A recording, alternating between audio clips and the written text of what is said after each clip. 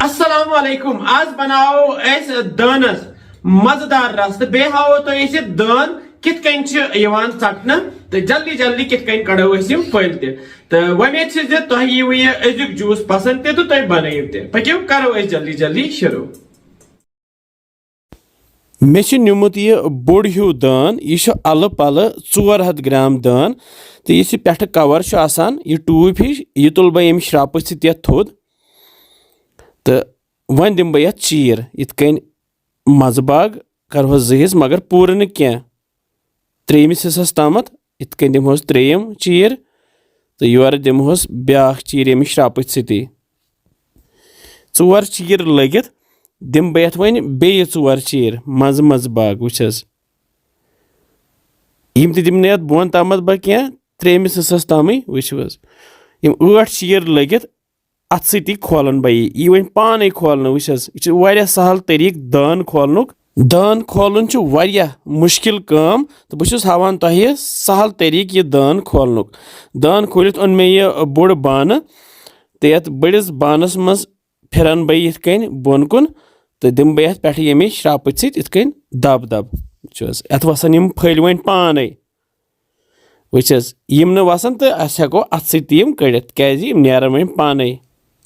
वुचवस कित कन द्राय यम दान फल यम मज तो कवर कित कन गो साफ सहल तरीक यह दान कड़नुक तो यथ मज यह षोट यह दान कवरुक यह तुलो थोद अत सती तो साफ दान द्राव माशाअल्लाह वुचवस अम पत क्या करो अम पत मे मिक्सी जार तो यम दान त्रो अथ मज त्रो ये आब ओड कप पे थोस ढकन तो मिक्सर ग्राइंडरस मज बनाओ ये जूस वुचवस सोन जूस तैयार यपर ओन मे बान अत पे थो मे छान मज त्रो यह जूस ऊर पे त्रोस आब कप ओड तो दिमहोस पे प्रेस प्रेस चमच सत तो रलावन यह जूस सोरी तल जमा गस बे त्रोस आब कतर यह सगबल आब त्रावान तिकाज आज सर्दी तो वुचस बिवल द्राव तो सोन फ्रेश जूस तैयार वुचवस कूता जूस द्राव असे तो यह त्रा बह ये लोम लेम सह टेस्ट गसान तो हेकिव यह लोम स्किप तरित बे त्रा बह खंड चमच 2 तो रलावन यह असल पे करहोस मिक्स युत काल यह खंड गल ये जूसस मज वुचस जूस सोन वन तैयार माशाअल्लाह यपर नी मे गिलास 3 तो यमनी गिलासन 3 मज फिरो यह जूस वुचवस माशाअल्लाह क्युत फ्रेश जूस गो तैयार तो यह थवन वन सजवित प्लेटस मज तो चमहोन यह मजेदार जूस। वन मोहम्मद हाबिल खान तो मरियम जान तो पहले मरियम जान बिस्मिल्लाह करो taste. Is it yummy? Good good how is it? Okay अब मोहम्मद हाबिल खान के लिए तला बेटा टेस्ट कर असल चा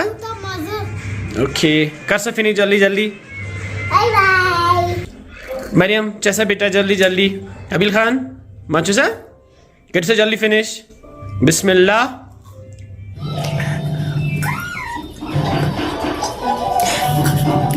शाबाश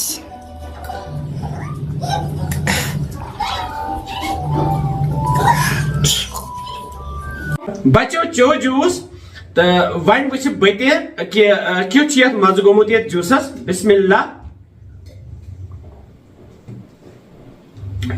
वारिया मजेदार वारिया टेस्टी